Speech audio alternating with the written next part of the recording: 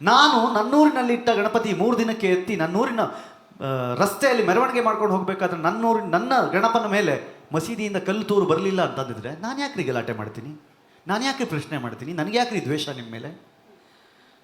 ನಿಮ್ಮ ಹಬ್ಬಕ್ಕೆ ಬಿರಿಯಾನಿ ಕೇಳ್ತೀನಿ, ಕಳಿಸ್ಕೊಡಿ. ನಮ್ಮ ಹಬ್ಬಕ್ಕೆ ಸ್ವೀಟ್ ಕೇಳಿ ಹೋಳಿಗೆ ಕಳಿಸ್ಕೊಡ್ತೀನಿ, ನಾನು ಚೆನ್ನಾಗೇ ಇರೋಣ.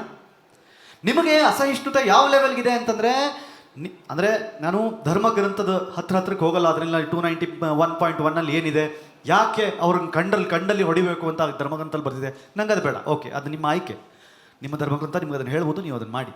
ಯಾಕೆ ಮೂರ್ತಿ ಪೂಜೆ ಮಾಡೋರನ್ನ ನೀವು ಕಾಫಿ ಇರೋ ಅಂತ ಕರಿತೀರಿ, ಅದು ನಿಮ್ಮ ಇಷ್ಟ, ಆಯಿತು, ನೀವು ಕರ್ಕೊಳ್ಳಿ, ಪರವಾಗಿಲ್ಲ. ಬಟ್ ನಾವು ನಿಮ್ಮನ್ನು ಯಾವತ್ತೂ ಹಂಗೆ ನೋಡಿಲ್ಲ, ನಾವು ನಿಮ್ಮನ್ನು ಹಂಗೆ ನೋಡಲಿಲ್ಲ. ವಸುದೈವ ಕುಟುಂಬಕಂ ಅಂದರೆ ಇಡೀ ಜಗತ್ತೇ ಒಂದು ಕುಟುಂಬ ಅಂತ ನಂಬಿರೋರು ನಾವು. ನಿಮ್ಮನ್ನು ಆ ಕುಟುಂಬದೊಳಗೆ ಸೇರಿಸ್ಕೊಂಡಿರೋರು. ನಿನ್ನ ನಂಬಿಕೆಯನ್ನು ನಾನು ಯಾವತ್ತೂ ನಿನ್ಗೆ ಅಡ್ಡಿಪಡಿಸ್ತಾ ಇಲ್ಲ, ನಿನ್ನ ಭಾವನೆಗಳಿಗೆ ನಾನು ಧಕ್ಕೆ ತರ್ತಾ ಇಲ್ಲ. ಪ್ರತಿದಿನ 5 ಸಲ ನೀನು ಆಜಾನ್ ಕೂಗಿ ನನ್ನ ಕಿವಿಗೆ ಬಿದ್ದರೂ ಸಹಿತ ಓಕೆ, ಪರವಾಗಿಲ್ಲ, ನಿನಗೆ ಅದರಲ್ಲಿ ಸಂತೋಷ ಇದೆ, ಸಂತೋಷವಾಗಿ ಇರಿ ಅಂತ ಬಿಟ್ಟಿದ್ದೀವಿ. ಬಟ್ ನನ್ನ ದೇವಸ್ಥಾನದ ಗಂಟೆ ಸತ್ತು ನಿನಗೆ ಯಾಕೆ ಪ್ರಾಬ್ಲಮ್ ಆಗ್ತಾ ಇದೆ? ನಾನು ನನ್ನ ದೇವರಿಗೆ ಹಚ್ಚುವ ಕರ್ಪೂರ ನನಗೆ ಯಾಕೆ ಸಮಸ್ಯೆ ಆಗ್ತಾ ಇದೆ? ನನ್ನ ಬೇಜಾರಿರೋದು ಅದು. ತಡ್ಕೋ ಗುರು, ನಾನು ನಿನ್ನ ತಡ್ಕೋತಾ ಇದ್ದೀನಲ್ಲ, ನಿನ್ನ ನನ್ನ ತಡ್ಕೋ.